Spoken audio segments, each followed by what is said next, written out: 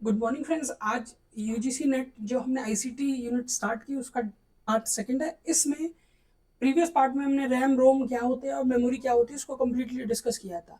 अगर आपने वो पार्ट नहीं देखा है तो अब उसका लिंक आपको चैनल के डिस्क्रिप्शन में मिल जाएगा, तो आप उसके थ्रू उस वीडियो को देख सकते हैं, ताकि आज जो हम लेक्चर कंप्लीट करने वाले हैं इसमें आप समझ सके कि क्या होने वाला है। ठीक है, आज का जो हमारा एजेंडा रहेगा जिसमें हम डिस्कस करने वाले हैं एस रैम क्या होता है, डी रैम क्या होता है, दोनों के बीच डिफरेंसेस क्या होते हैं, और पीवाईक्यूज मतलब जो पीवाईक्यूज पिछली बार क्या एग्जाम में पीवाईक्यू पूछा गया था। ये एसरैम और डीरैम को लेकर हमारा फर्स्ट एंड लास्ट वीडियो है। इसके बाद हम इसके बारे में डिस्कस करने वाले नहीं हैं। अगर आप इस टॉपिक को कंप्लीट करते हो, मेनली आपके 2 मार्क्स कंप्लीट होंगे पेपर 1 के आईसीटी टॉपिक से रिलेटेड। सबसे पहले बात करें अगर एसरैम होता क्या है। देखिए, एसरैम को ये बेसिकली पार्ट तो होते हैं रैम के, जहां हमने रैम को डिस्कस किया था। रैम की फुल फॉर्म थी रैंडम एक्सेस मेमोरी, जिसमें हमने पढ़ा था रैम 2 टाइप की होती है, स्टैटिक रैम और डायनेमिक। ठीक है, स्टैटिक रैम और डायनेमिक रैम की डेफिनेशन कंप्लीट करते हैं। S RAM stand for static random access memory. It is a type of semiconductor memory that store data using flip-flop, which means it does not need to be refreshed like DRAM। मतलब जो SRAM होती है उसकी full form static random access memory होती है। ये data को store करने के लिए सेमीकंडक्टर का यूज करती है।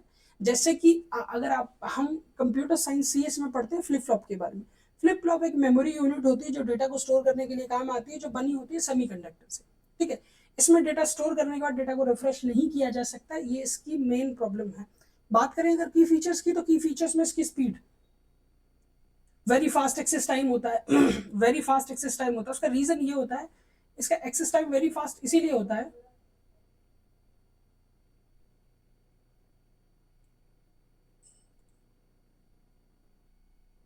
इसका एक्सेस टाइम वेरी फास्ट इसलिए होता है क्योंकि ये रिफ्रेश नहीं होती है। बात करें पावर कंजप्शन की, लो पावर कंजप्शन होता है बट डी रैम में काफी ज्यादा हाई पावर कंजप्शन होता है।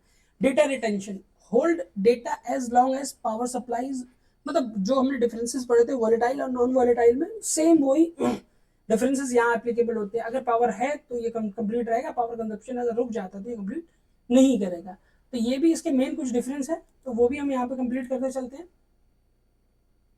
ठीक है, उसके साथ ही अगर बात करें हम स्ट्रक्चर की, तो इसके स्ट्रक्चर की बात करें तो एक बार हम इसके स्ट्रक्चर को भी डिस्कस कर लेते हैं, जो कि जरूरी है। अगर मेनली अगर बात करें इसके स्ट्रक्चर की,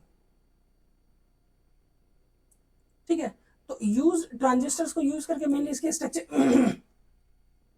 को डिजाइन किया जाता है। ठीक है, तो एज पर memory cell cost more expensive than D RAM. आप याद रखिए, जितनी फास्ट मेमोरी होती है उतनी ज्यादा एक्सपेंसिव होती है।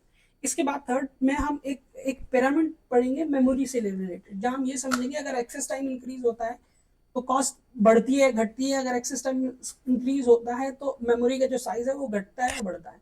सेकंड बात करेंगे डेंसिटी की, तो lower power capacity per chip as compare to RAM. मतलब ठीक है। सेकेंडली अगर हम बात करें अब जो हमारा